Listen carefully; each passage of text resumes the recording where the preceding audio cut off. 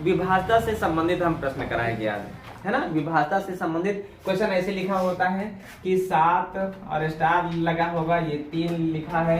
यह संख्या यदि 9 से विभाज्य है तो स्टार का मान क्या होगा, है ना। क्वेश्चन ऐसे होता है, यह संख्या अगर 9 से विभाज्य है तो स्टार का मान, न्यूनतम मान क्या होगा, बृहत्तम मान क्या होगा, है ना।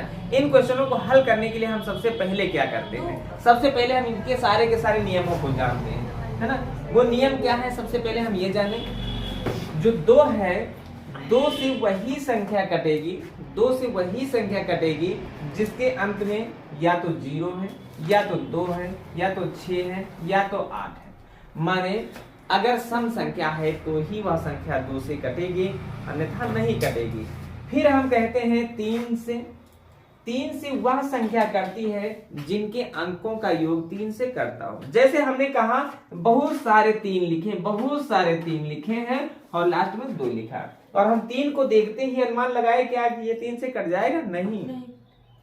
इनके अंकों का जो योग होगा वह अगर 3 से कटता है तो फिर 3 से ये संख्या कट जाएगी। जैसे 3 3 6 3 9 3 12 12 13 14 14 नहीं कट रही है ना, लेकिन 14 के आगे 15 संख्या कट रही है। कहने मतलब है 15 लाने में कितने की कमी, 1 की कमी, अर्थात 1 चाहे यहाँ रख दो, चाहे उठा करके यहाँ रख दो, चाहे यहाँ से उठा करके यहाँ यहाँ यहाँ कहीं पर भी रख दो, वो संख्या 3 से कटने लगेगी। कहने का मतलब है जो 3 से कटने का नियम है वो कहता है कि अंकों का योग जो है, अंकों का योग 3 से कटना चाहिए। बात क्लियर हुई? Yes sir. 4 से वह संख्या कटती है जिनके अंतिम 2 अंक 4 से कटते हैं, अंतिम 2 अंक 4 से कटते हैं। माने संख्या चाहे तो नहीं बड़ी हो, अगर अंतिम 2 अंक 4 से कट रहे हैं तो वह पूरी की पूरी संख्या जो है 4 से विभाजित हो जाएगी। 5 से कटने का नियम कहता है कि 5 से वह संख्या कटेगी जिसके अंत में या तो 0 हो और या तो 5 हो। ठीक है। 6 को देखो, 6 के बारे में हम देखें, 6 को 2 गुणे 3 लिख सकते हैं, 6 गुणे 3 लिख सकते हैं और 2 गुणे 3 लिख सकते हैं। कहने का मतलब है 6 से वह संख्या कटेगी जो 2 से कटने का भी नियम काम करता हो और 3 से भी कटने का नियम काम करता हो। कहने का मतलब संख्या सम होनी चाहिए और उसके अंत में 0 2 4 6 8 इनमें से कोई एक अंक होना चाहिए, और उस संख्या के सभी अंक जो है वो 3 से कटने चाहिए। अगर ऐसा होता है तो वो संख्या 6 से कटेगी। फिर हम बात कर लेते हैं 8 की। 8 से वह संख्या कटती है जिनके अंतिम 3 अंक, अंतिम जो है कि 3 अंक 8 से विभाजित होते हों। 9 से वह संख्या कटती है, 9 से वह संख्या कटती है, भाई 9 को 3 गुणे 3 लिख सकते हैं, माने जो 3 का नियम हो वही 9 का नियम है। माने अंकों का जो है, जो संख्या है, संख्या के सभी अंकों को जोड़ते हैं, यदि वह 9 से विभाजित होती है तो समझ लेना वह संख्या 9 से कटेगी, अन्यथा नहीं कटेगी। 10 से कटने का नियम जानते ही हो, 10 से लास्ट में 0 होना चाहिए। और 11 के बारे में हम जान लेते हैं। 11 के बारे में, 11 से वह संख्या कटती है जो संख्या लिखी है और प्रत्येक विषम स्थान पर रखे हुए अंकों को एक जगह पर जोड़ के रख लेते हैं, और प्रत्येक सम स्थानों पर रखे हुए, सम संख्या की बात नहीं कर रहे हैं, सम स्थानों पर रखे हुए अंकों को जोड़ लेते हैं, और उनका अंतर यदि 0 है या 11 है या 22 है या 33 है, अर्थात 11 के गुणज में कुछ भी है तो वह संख्या 11 से कटेगी, अन्यथा नहीं कटेगी। जैसे हमने कहा, जैसे हम कह दिए 1331, तो हम सम और विषम जो बता गए वो क्या बता गए, माने सम और विषम।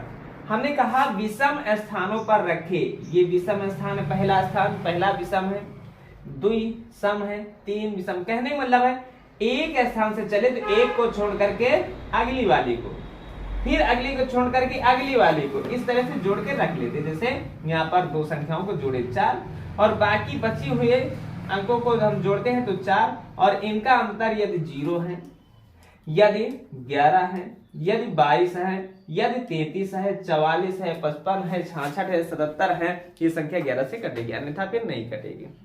11 से कटने का नियम जान लियो। Yes sir. अब क्वेश्चन क्या उठता है ये लिखो। क्वेश्चन क्या कह रहा, 17 और स्टार 3, ये जो संख्या वह 3 से विभाज्य है, तो स्टार का मान क्या होगा, है ना। तो स्टार के बहुत सारे मान हो सकते हैं, है ना। वो ऑप्शन पर तुम्हें चुनना है। फिलहाल स्टार के कितने मान हैं हम तुम्हें बताने जा रहे हैं। कहने का मतलब है ये 3 से विभाज्य है, और 3 से विभाज्य है तो स्टार का मान क्या होगा। अभी हमने कहा 3 से कटने का नियम क्या होता है, अंकों का योग 3 से करना चाहिए। ये 1 और 7 मिलकर के 8, 8 3 11, 11 तो कटता नहीं है, लेकिन 11 के बाद 12 है जो कटेगा। तो 11 में क्या करें कि 12 हो जाए, भाई इनका योग हमारा 11 हुआ, 11 में क्या करें कि 12 हो जाए, 1 जोड़ दे। कहने का मतलब स्टार का मान 1। लेकिन हो सकता है ऑप्शन में ना हो 1, है ना, हो भी सकता है। तो 11 में और क्या जोड़ करके हम 3 से काट सकते हैं, तो 11 4 15, 15 भी तो जो है कि 4 से और 3 से कटता है। और इसी में अगर हम 7 जोड़ दें, 11 7 18, 18 भी तो 3 के पहाड़ में होता है। कहने का मतलब है स्टार का मान जो है वो 1 भी है, स्टार का मान 4 भी है, स्टार का मान 7 भी है। यहाँ पर 1 रखोगे तो भी संख्या कटेगी, 4 रखोगे तो भी संख्या कटेगी, 7 रखोगे तो भी संख्या कटेगी। अब ऑप्शन कैसे चुनना होता है, अभी तो हम यहाँ पर केवल इतनी सी बात कहें कि स्टार का मान बताओ। स्टार के तीनों की तीनों मान है, लेकिन अब क्वेश्चन ऐसे भी कह सकता है न्यूनतम मान बताओ, तो भाई न्यूनतम मान तुम्हारा 1 है। बृहत्तम मान बताओ तो 4। अच्छा कौन सा मान है ये भी कह सकता है। और ऑप्शन में 3 की जगह पर कोई 1 अंक दे दिया जाए। ऑप्शन कह देता है 3 है, 4 है, 5 है, 6 है। अब हमको देखिए क्या स्टार के ये 3 मान निकले हैं, है ना। इसमें 1 है नहीं, इसमें 7 है नहीं, इसमें क्या है 4 है। जवाब 4 के बराबर दे देते हैं। न्यूनतम कहे 1 के बराबर, बृहत्तम कहे बड़ा से बड़ा कहे 7 के बराबर। ये तुमको अपने आप ऑप्शन से चुनना है। बात क्लियर है। फिलहाल स्टार की यहाँ पर जो मान है वो 1 4 7 माने 3 मान निकले। बात क्लियर है। अगला प्रश्न लिखो। देखो कह रहा 18 स्टार 4 यदि 4 से विभाज्य है तो स्टार का न्यूनतम मान माने छोटा से छोटा मान बताओ। अच्छा देखो हमने कहा 4 से वह संख्या कटती जिनके अंतिम 2 अंक 4 से कटते हो। तो यहाँ पर अगर हम 0 रख दे तो 0 4 क्या 4 से नहीं कटेगा। 0 4 का मतलब 4 होता है और 4 एकम 4 माने स्टार का मान क्या निकला है 0 भी निकला है। और यहाँ पर अगर 2 रख देते हैं तो 4 6 24 कहने का मतलब है 4 से फिर भी कटेगा माने स्टार का मान 2 भी निकला है। अगर हम यहाँ पर 6 रख देते तो देखो 4 एकम 4 बचा 2 24 हो गया 4 6 24 ये भी कट रहा है। बात क्लियर है। कहने का मतलब यहाँ पर स्टार के कितने मान निकले 3 मान निकले। लेकिन हमने कहा सबसे छोटा वाला मान बताओ और सबसे छोटा वाला मान की बात कर रहा है। अब ऑप्शन तुम्हारा क्या सही होगा 0 सही होगा। बात क्लियर हुई। ज्यादातर लोग 2 पर टिक लगा के आएंगे 0 पर विशेष ध्यान नहीं देंगे और जैसा कि तुम लोगों ने किया है ना। तो ऐसा नहीं करना। सबसे छोटा मान पूछा जा रहा है 0 है ना। इसके बाद 2 भी है और 6 भी है। बड़ा मान पूछा जाए 6 है, छोटा मान पूछा जाए तो 0 है। क्लियर हुआ। अगला प्रश्न क्वेश्चन क्या कह रहा है 34 स्टार 7 जो है ये एक संख्या 4 अंकीय संख्या है। यदि यह 11 से विभाज्य है, यदि यह 11 से विभाज्य है तो स्टार का मान क्या होगा। यही तो प्रश्न है। अब यहाँ पर हमने कहा एक अंक पहले वाले से चलते हैं तो एक से चलते दूसरे को छोड़ देते हैं और तीसरे को जोड़ लेते हैं, है ना। और इसके बाद इसको छोड़ेंगे अगले को, फिर एक छोड़ेंगे फिर अगले को, ऐसे जोड़ लेते हैं। तो 3 में स्टार जोड़ा भाई स्टार बीजगढ़ किए हैं क्या हम कह सकते हैं 3 में स्टार को जोड़े हैं, 3 में स्टार को जोड़े हैं, है ना। इतना हुआ। और फिर उसके बाद कहे बच्चे वाले को जोड़ लेते 7 4 11 और इनका अंतर हमने कहा यदि 0 है, यदि 11 है, या तो 22 है, या तो 33 है, तभी संख्या 11 से कटेगी। अब देखो फिलहाल इससे तो अभी ये 3 छोटा है। अगर हमको 0 लाना है तो इनका मान 11 बनाना है और यदि 11 बनाना है तो 3 बना बैठा है और स्टार के साथ पर रख दो 8 8 3 11 और 11 से घटा 11 बराबर बचा क्या 0। और अगर 0 बचा तो बोलो 11 से कटेगी या नहीं। और 11 से अगर कटेगी तो इसका मतलब है यहाँ पर क्या रखना होगा 8। अब देखो 3 और 8 मिलकर 11, 7 4 मिलकर के 11 और 11 से घटा 11 तो बराबर बचा क्या 0। और यदि 0 बचा है तो संख्या समझ लो 11 से कटती है। अर्थात स्टार का मान बोलो क्या हुआ 8। बात बिल्कुल समझ में आई? अगर बात बिल्कुल समझ में आई तो अगला प्रश्न लगाएं। क्वेश्चन को समझो, देखो क्वेश्चन को समझो।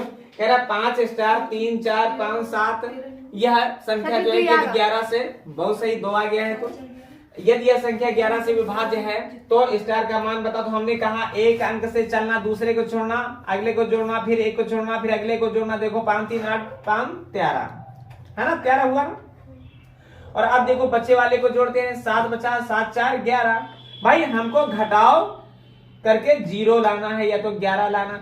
तो 7 4 11 और 11 में स्टार का मान क्या जोड़ दे कि 13 के बराबर हो जाए तो घटा दे 0 आ जाए। तो हमने कहा 2, यहाँ पर 2 रखो। देखो 7 4 11 11 2 13 और 13 से घटा 13 तो बचा क्या 0। यदि 0 बचा है तो 11 से कटेगी, अर्थात स्टार का मान बोलो क्या हुआ 2 हुआ है ना, 2 हुआ। देखो है क्या कुछ इनमें, कुछ भी नहीं है ना। अगला प्रश्न, क्वेश्चन कह रहा है 2 क्रमागत विषम पूर्णांक वाले वर्गों के बीच का जो अंतर होता है हमेशा किससे विभाज्य होता है? तो जान ले। सबसे पहले हम ये जान लेते हैं, जैसे क्रमागत विषम की बात कर रहा है तो क्रमागत विषम है क्या? जैसे 1 के बाद 3 या 3 के बाद जो है कि 5 या 5 के बाद हम कह लेते हैं क्या 7 या 7 के बाद कह लेते हैं 9, है ना। क्वेश्चन कह रहा है, देखो ऑप्शन अच्छा दे देते हैं 3 6 7 और 8 ये ऑप्शन है हमारे। क्वेश्चन पर गौर करना। क्वेश्चन ने कहा क्या हमेशा विभाज्य, है ना, हमेशा विभाज्य। क्वेश्चन ने क्या कहा कि 2 क्रमागत विषम पूर्णांकों के वर्गों का जो अंतर है वह हमेशा किससे विभाज्य, हमेशा की बात करा। जैसे इसका वर्ग है 9 और इसका वर्ग 1 और इनका अंतर, यहीं से क्वेश्चन का संकेत मिल गया। यहाँ पर 50 25 होता है और यहाँ पर 3 तरह का 9 और इनका अंतर कितना होगा, यहाँ पर 7 7 49 है और यहाँ पर 50 25 है और इनका अंतर देखो 24 है। क्लियर है। और यहाँ पर जो है कि 9 9 81 है और यहाँ पर 7 7 49 और इनका अंतर 11 से 9 घटा तो 2 बचा और 7 से 4 घटा तो कितना 3 बचा। देखो ये संख्या क्या 3 से कटती है क्या? ये संख्या 3 से नहीं करती है, 3 से नहीं करती है, लेकिन यह 3 से करती है और ये 6 से भी करती है ना। 7 से तो कोई नहीं करती, लेकिन देखो 8 से ये भी करती है, 8 से ये भी करती है, 8 से ये भी करती है, 8 से ये भी करती है। जवाब रहा 8 के बराबर। अच्छा अब कहो ये तो 6 से करती है, तो हमने कहा क्या सदैव किससे विभाज्य, तो वह संख्या चुनना है जो सदैव विभाज्य कर सके। अब यहाँ पर क्वेश्चन कितने प्रकार से पूछे जा सकते हैं और ये भी हम जान लें। हो सकता है ऐसे क्वेश्चन ऑप्शन दे करके ना पूछा जाए। क्वेश्चन कहता है कि 2 क्रमागत विषम संख्याओं के वर्गों का जो अंतर होता है निम्नलिखित में से किससे विभाज्य होता है, और ऑप्शन होता है उनके योग से, उनके अंतर से, उनके गुणनफल से, है ना, और या उनके योग के दुगने से। तो योग से तो विभाज्य होना ही होना, ये तो जान ही रहे हम। योग से तो विभाज्य होगा। देखो ये 3 1 4 से विभाज्य है, 5 3 8 से विभाज्य है, 7 5 12 से विभाज्य है, 9 7 16 से विभाज्य। योग से तो विभाज्य होना ही होना। लेकिन 2 क्रमागत विषम संख्याओं या 2 क्रमागत सम संख्याओं के वर्गों का अंतर होता किसके बराबर है, तो उनके योग के दुगने के बराबर होता। देखो 3 1 4 का दुगना 8, 5 3 8 का दुगना 16, 7 5 12 का दुगना 24, 9 7 16 का दुगना 32। क्लियर है। चाहे जो भी क्रमागत संख्या हो, चाहे विषम हो चाहे सम हो, वह सदैव उनके वर्गों का अंतर उनके योग के दुगने के बराबर होता है। क्रमागत सम और विषम पर बात कहे तो उनके योग के दुगने के बराबर होता है। लेकिन यहीं पर क्वेश्चन कहता है कि 2 क्रमागत संख्याओं के वर्गों का अंतर, जैसे 1 के बाद 2 होता है या 2 के बाद 3 होता है या 3 के बाद 4 होता है या 4 के बाद 5 होता है, इनके वर्गों का अंतर सदैव इनके योग के बराबर होता है। कैसे? 2 दूनी 4 और 1 एकम 1 और इनको घटाए तो 3 हुआ। ये 3 तरह का 9, ये 2 दूनी 4, इनका अंतर जो है कि 5 के बराबर। ये 4 चौक 16, ये 3 तरह का 9, इनका अंतर जो है कि 7 के बराबर है। ये 50 25 है, ये 4 चौक 16, इनका अंतर 9 के बराबर है। देखो हमने कहा क्या 2 क्रमागत कोई भी संख्या हो, क्रमागत है, लगातार है, तो उनके वर्गों का अंतर सदैव उनके जोड़ के बराबर होता है। देखो इनका अंतर 5 4 9 4 3 7 2 3 5 1 2 बात क्लियर। तो क्रमागत विषम संख्याओं की बात करें तो उनके वर्गों का अंतर सदैव योग के दुगने के बराबर होता है। क्रमागत सम संख्याओं के वर्गों का अंतर सदैव उनके योग के दुगने के बराबर होता है। क्रमागत संख्याओं के वर्गों का अंतर सदैव उनके योग के बराबर होता है। ये 3 पॉइंट है। जैसे डायरेक्ट लगाएं कैसे अनुमान लगा सकते हैं इसमें डायरेक्ट क्वेश्चन क्या कह रहा है 3957 में 5349 को जोड़ा जाता है ना। 3957 है ना, 57 में क्या कह रहा है 5349 को जोड़ा जाता है। 5349 को जोड़ा जाता है ना। तो भाई पहले जोड़ दो 9 7 16 है, यहाँ पर 10 है, 10 3 11 है, 5 3 8 1 9 इतना हो गया।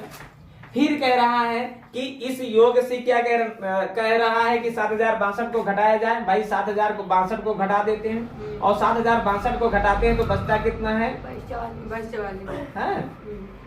2244।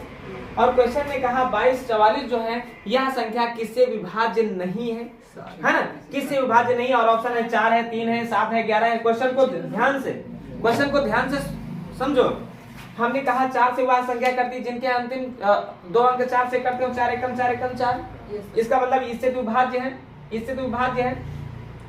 और फिर कह रहा है 3 से, तो 3 से देखो 4 दूनी 8 2 10 2 12 12 3 के पहाड़े में आता है। इसका मतलब इससे विभाज्य है। और हमने कहा एक अंक को छोड़ते हैं दूसरे पर जाते हैं, 4 2 6 हुआ और इनका भी योग 6 हुआ और इनका अंतर जो है कि 0 है। अगर ऐसा होता है तो वो संख्या 11 से कटती।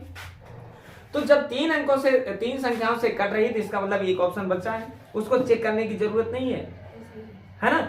यहाँ पर जवाब क्या देना चाहिए था, है ना, किससे विभाज्य नहीं है। तो जब इन तीनों से विभाज्य है तो किससे विभाज्य नहीं होगी 7 से। काट करके देख लो 7 3 के बचा 1 7 दूनी 14 बचा क्या 4 4 7 के पहाड़े में नहीं आता है और 7 के पहाड़े में नहीं आता है तो जवाब हमारा रहा 7 के बराबर। अगला प्रश्न लिखो। तो mn वाली संख्या हाँ m1 वाली संख्या मानना है तुम्हें। हमने कहा m और n एक धनात्मक पूर्णांक है, माने धनात्मक पूर्णांक मतलब ये संख्या प्लस में है। और m और n जब घटाते हैं तो उनका मान जो होता है एक सम संख्या आती है। कहने का मतलब सम संख्या तभी आएगी जब या तो हम सम से सम घटाएंगे तो सम आएगी और विषम से विषम घटाएंगे तो सम आएगी। सम से विषम घटा के देखो विषम नहीं आएगी। तो कहने का मतलब या तो m और n क्रमागत या कोई भी विषम संख्या है या तो कोई भी सम संख्या है ना। तो m² माइनस n² माने उनके वर्गों का जो अंतर है वह हमेशा किसके द्वारा विभाज्य है 4 6 8 12 ये ऑप्शन है। जैसे हमने कहा क्या, जैसे हम कह रहे हैं 3 से भाई घटाएंगे 1 तो भी सम संख्या निकलेगी, है ना। जैसे हमने कहा 4 से घटाएंगे 2 तो भी सम संख्या निकलेगी। जैसे हमने कहा 5 से घटाएंगे 3 तो भी सम संख्या निकलेगी। अगर हमने कहा 6 से घटाएंगे 2 तो भी सम संख्या निकलेगी, है ना। हम अब अच्छा ऐसा हुआ भाई सबका मान देखो सम संख्या है और अब हम कह रहे हैं इनके वर्गों का अंतर भाई ये 3 तरह का 9 है, ये 1 1 कम 1 है। 9 से 1 घटा तो बचा क्या 8। ये 4 जोग 16 है, 4 जोग 16 में 2 दूनी 4 घटा तो बचा क्या, है ना, बचा क्या 12। बात क्लियर है। 4 जोग 16 में 2 दूनी 4 घटा तो बचा क्या 12। और उसके बाद फिर कह रहा है 50 25 और 50 25 से 3 तरह का 9 घटाए तो बोलो क्या बचा 16 बचा। अच्छा 6 6 के 36 6 6 के 36 से 2 दूनी 4 घटाए तो बोलो क्या बचा 32 है ना। 4 तो 16 से 2 दूनी 4 घटा तो बचा क्या 12। अच्छा हमने कहा किसके द्वारा विभाजन, हमेशा की बात कर रहा है यहाँ पर पॉइंट देखो, हमेशा किसके द्वारा विभाजन। तो देखो अगर हम कहें यहाँ पर यह संख्या 12 से करती है लेकिन अन्य संख्या 12 से नहीं करती, हमने कहा हमेशा की बात 8 से करती, ये संख्या 8 से, ये संख्या 8 से, ये संख्या 8 से, लेकिन 8 पहाड़े में 12 नहीं आता है ना। 6 से ये जो है कि 6 से करती है, बाकी 6 से नहीं करती है ना। लेकिन 4 देखो 4 इसको भी काट रहा है, इसको भी काट रहा है, इसको भी काट रहा है, इसको भी काट रहा है। अर्थात हमेशा जो है कि 4 संख्या ऐसी है जो काटने का कार्य करेगी। बात क्लियर हुई। चलो अगला प्रश्न लगाते हैं। हाँ क्वेश्चन क्या रहा 7 3 8 a 6 a यदि 11 से विभाज्य है तो a का मान बताओ, है ना। जबकि ए दो जगह पर है। हमको देखना है हम कैसे करते हैं, एक संख्या से चलते हैं, दूसरे को छोड़ते हैं, तीसरे पर जाते हैं और फिर एक को छोड़ते हैं, अगले पर जाते हैं, इनको जोड़ते हैं 8 और 7 और 6 को जोड़ते हैं तो कितना हुआ 21 हुआ। और बाकी इनका जोड़ भी अगर 21 होता तो इनका अंतर जो है कि 0 आता, और यदि अंतर 0 आता तो समझ लो संख्या 11 से कटने लगी। तो इसमें 1 2 3 है भाई, हमें इनका योग 21 लाना है और 3 पहले से मौजूद है, इसका मतलब अभी 18 की जरूरत है, और 18 की जरूरत है तो इसका मतलब भाई देखो एक 3 है और प्लस एक ए है और दूसरा भी ए है। तो कहने का मतलब है यह 3 अगर घटा तो 18 बचा, कहने का मतलब दोनों ए का मान 18 होना चाहिए। तो दोनों ए का मान 18 होना चाहिए, तो एक ए का मान कितना 9। इसका मतलब अगर यहाँ पर 9 रख दिया जाए और यहाँ पर 9 रख दिया जाए, 9 दूनी 18, 19 20 21 और 21 मान आ जाएगा। 21 से 21 घटेगा 0 बचेगा, 0 बचेगा तो 11 से कटने लगेगा। जवाब रहा किसके बराबर, 9 के बराबर है ना। अच्छा ये क्वेश्चन आ ही जाने एक और एक और, चलो अच्छा देखते हैं अब इसे एक पता नहीं कहाँ है। चले देखिए अब से इधर ध्यान दो। अब से 15 6 स्टार 9 4 2 यदि 11 से विभाजित है तो इनमें से बताना है कि स्टार का मान क्या है। यही तो हम 1 से चलेंगे, बोलो किस पर जाएंगे 6 पर, 6 पर, और 6 से चलेंगे 9 पर, 9 से चलेंगे इनको जोड़ लेते हैं 1 6 7 9 16 16 17 18 और बाकी इनका भी मान 18 भी होना चाहिए। तो 6 4 9 नहीं ये नहीं बच्चे वाले भाई 5 4 9 और 9 में क्या करें कि 18 हो जाए, इसका मतलब है यहाँ पर 9 है ना, तभी तो 18 होगा और 18 से 18 घटेगा तो 0 होगा। जवाब रहा 9 के बराबर। बात क्लियर हुई। चलो अब क्वेश्चन को हटाते हैं और पूरे टाइप को चेंज करते हैं, है ना। भागफल से संबंधित हम प्रश्न करते हैं, देखो कैसे होता है भाई, है ना। भागफल से संबंधित क्वेश्चन होते हैं। देखो एक संख्या होती है और देखो भाग का निशान ये है, ज्यादातर लोग यही लगाते हैं, है ना। जैसे अगर हमने कहा यहाँ पर हमने कहा कि 32 लिख दो भाई, 32 ना लिखो 35 लिख दो। देखो 35 है और 35 को अगर हम कहे क्या 8 से भाग करते हैं तो भाई 8 चौक 32 और बचा क्या 3। यहाँ पर सवाल को समझो, बात ना करो। ये जो संख्या है ये क्या है, ये जो 35 है ये क्या है, तुम्हारी भाज्य कहलाती है। ये जो संख्या है तुम्हारी भाज्य कहलाती है, और यह जो तुम्हारी संख्या है ये भागफल कहलाती है। क्या कहलाती है, भागफल कहलाती है। ये जो संख्या है तुम्हारी क्या कहलाती है, शेषफल कहलाती है। और ये जो संख्या है तुम्हारी क्या कहलाती है, भाजक कहलाती है। क्वेश्चन को विधिवत समझना है ना, चाहे सूत्र पर लगाना चाहे ऐसे ही एक चित्र बना लेना, है ना। और अब देखो यह भाज्य को काटा जाता है, विभाजित किया जाता है, और किससे विभाजित किया जाता है, भाजक से। और भाजक से विभाजित करने पर जो पूर्ण संख्या होती है मिलती है वह भागफल होती है, और जो लास्ट में रह जाती है वह शेषफल कहलाती है। बात क्लियर हो। अगर यहाँ से ये भाज्य हटा दिया जाए और कह दिया जाए भाज्य को ज्ञात करो, तो हम कहते हैं ये इन दोनों का गुणा कर दो, 8 चौक 32 और 32 में ये 3 जोड़ दो, 35 आ जाएगा। कहने का मतलब जो भाज्य का सूत्र बना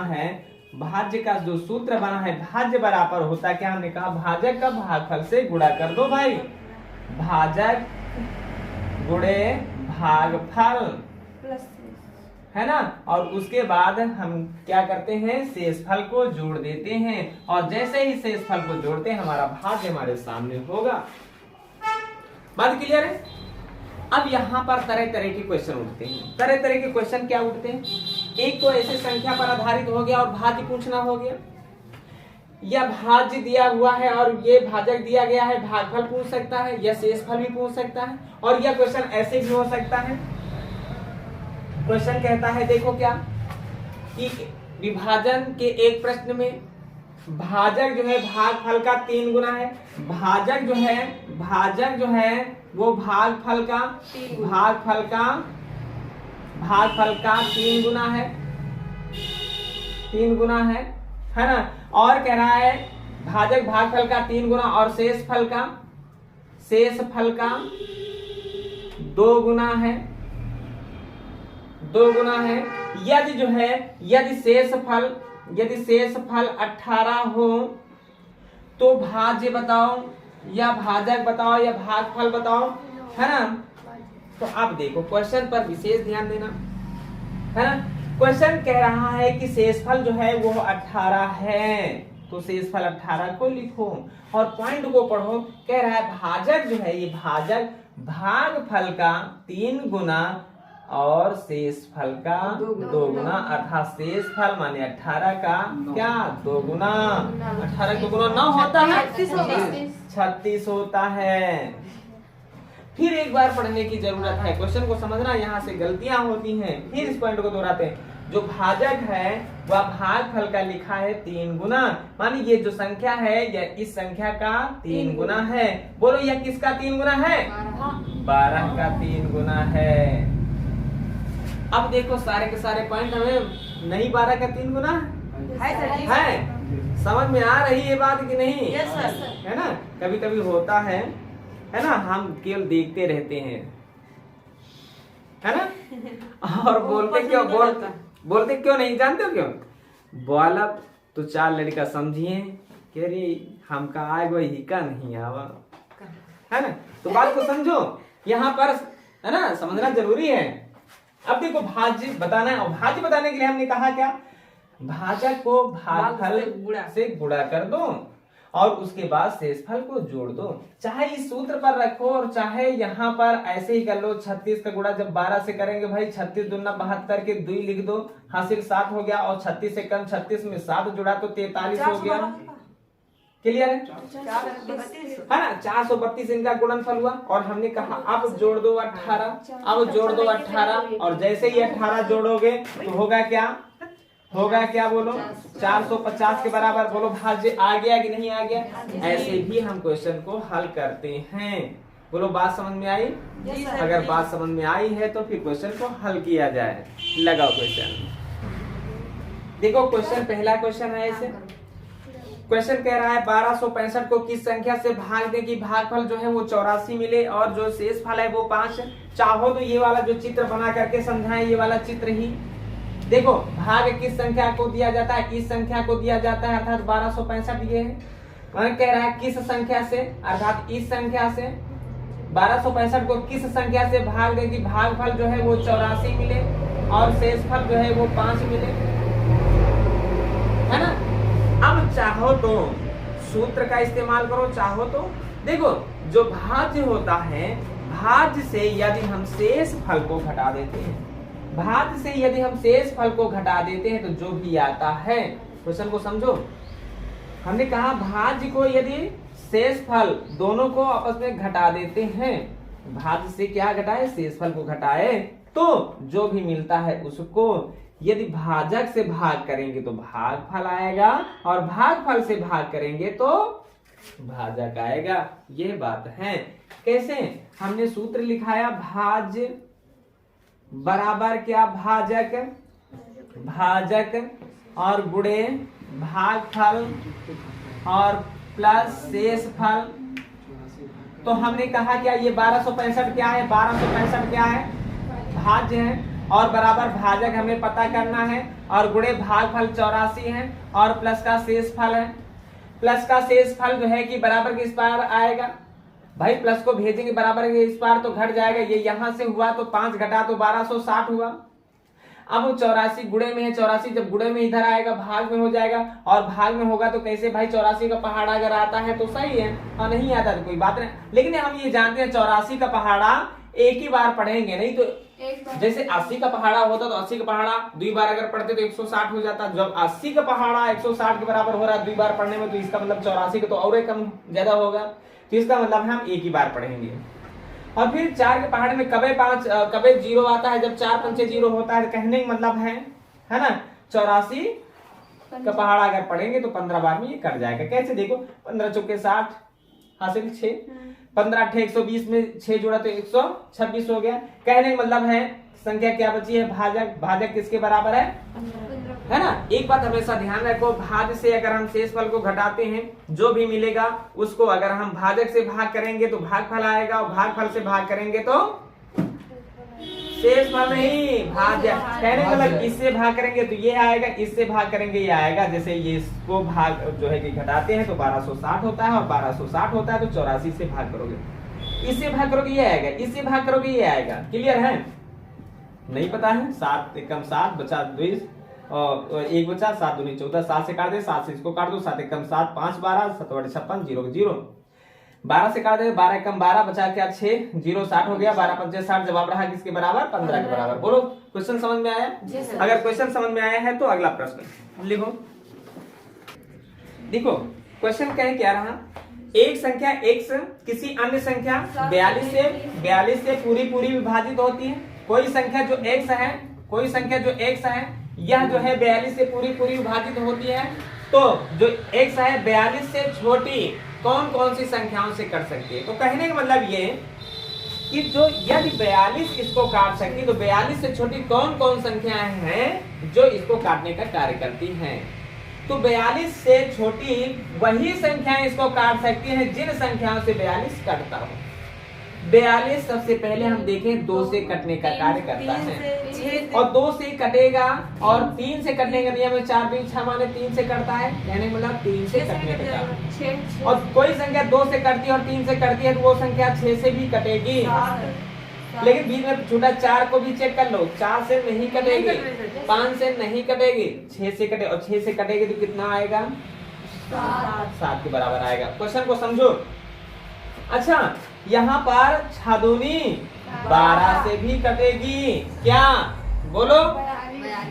नहीं कटेगी, है ना? 6 दूनी 12 से नहीं कट रही है। क्वेश्चन को समझना।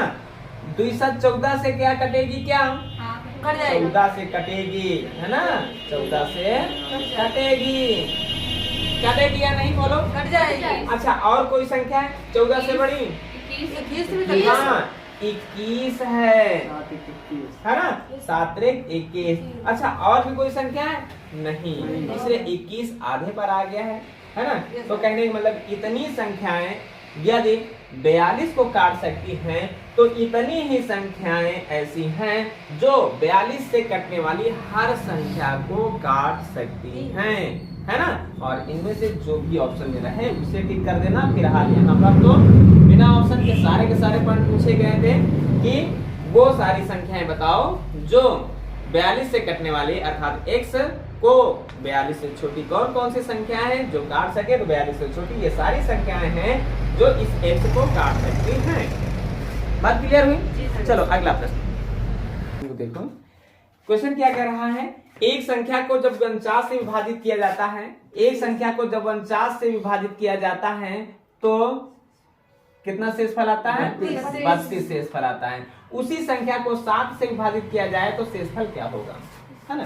कहने का मतलब कभी भी अगर ऐसा क्वेश्चन आए तो क्या करते हैं, 49 से विभाजित करने पर 32, 7 से विभाजित करने पर क्या, यदि इस संख्या से ये जो संख्या है इस संख्या से पूर्णता करती है तो इससे तुम्हारा कोई मतलब नहीं रहता है।